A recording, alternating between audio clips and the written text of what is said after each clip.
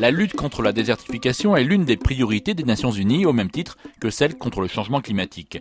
La 13e conférence des parties sur le sujet, la COP13, s'est achevée à la mi-septembre en Chine. Dégradation de terres, perte de biodiversité, disparition de la végétation, sols surexploités, les causes du phénomène sont multiples. Près de 2 milliards de personnes subissent la désertification qui touche près de la moitié de la superficie de la planète. Bonjour Justine Richer. Bonjour Philippe. Chargée du programme Au bien commun à la Fondation France Liberté. Alors nous avons vu la semaine dernière avec vous ce qui caractérisait cette désertification. Le phénomène est-il irréversible? Quelles sont les actions possibles à mener ou qui sont déjà en œuvre? C'est l'avantage entre guillemets de cet enjeu, c'est que il existe des solutions et c'est réversible jusqu'à un certain point parce que c'est quand même le temps de constitution d'un sol est beaucoup plus élevé que son temps de dégradation malheureusement. Mais les Nations Unies se sont emparées de la désertification et parmi les objectifs de développement durable, l'objectif 15 vise vraiment à préserver et restaurer les écosystèmes terrestres.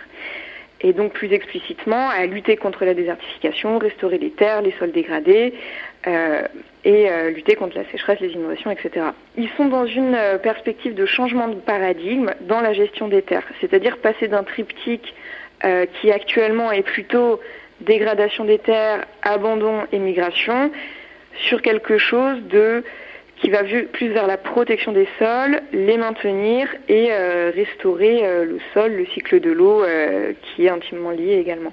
Concrètement, il s'agit donc de changer les modes de culture, revenir à des pratiques plus respectueuses du cycle de la biodiversité ? Voilà, exactement, puisque en fait la lutte contre la désertification, donc il y a effectivement cette échelle onusienne, mais il y aura énormément de travail sur l'échelle locale en fait. En termes de territoire, on va de la région agricole à la parcelle, au niveau décisionnel également. Il y a l'État, il y a l'échelle internationale, mais il y a aussi l'échelle de la famille, d'agriculteurs, et notamment en Afrique, en Asie, les continents les plus touchés. Donc c'est des solutions qui sont transversales, qui vont intégrer plusieurs disciplines, du social à l'agricole, et effectivement faire appel bien souvent à des techniques soit qui existent déjà, soit qui évoluent au fil de leur enrichissement justement par d'autres disciplines.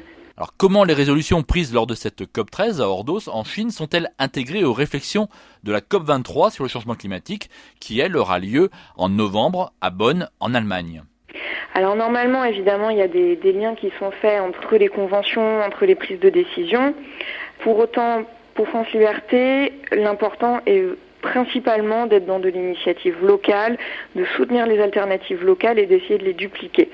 Et notamment, on a créé un web documentaire issu du plaidoyer eau et climat qui vise à rendre compte de toutes ces alternatives existantes et qui pourraient être valorisées. Par exemple, on présente le mouvement de la ceinture verte, qui est un projet majeur de lutte contre la désertification.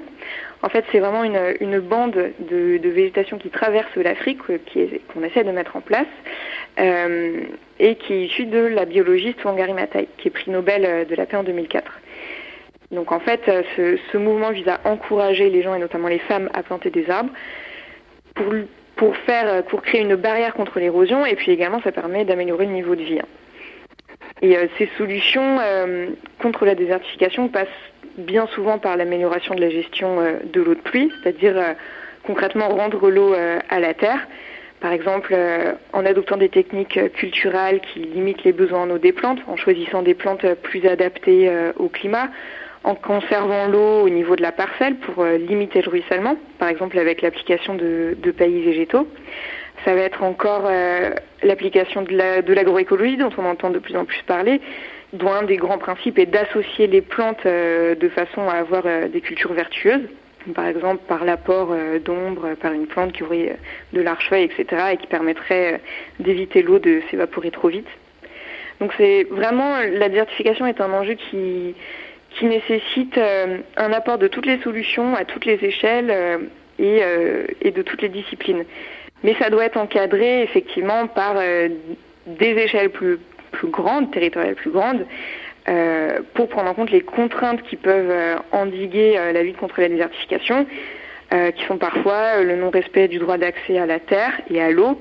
Or, c'est ce droit d'accès qui permet de garantir aux populations un accès à long terme à leurs parcelles notamment, et donc d'y investir. Et évidemment, la paix et la sécurité civile sont essentielles au bon fonctionnement des sociétés dans la diffusion de ces pratiques-là aussi. Et pour aller plus loin sur les liens entre eau et climat, ce webdoc interactif est donc à découvrir sur le site de France Liberté, tout comme le plaidoyer eau et climat, france-liberté.com. Merci Justine Richer. Merci à vous. Monde solidaire à retrouver sur fréquenceterre.com. Philippe Bourri, Fréquence Terre. Retrouvez et podcastez cette chronique sur notre site fréquenceterre.com.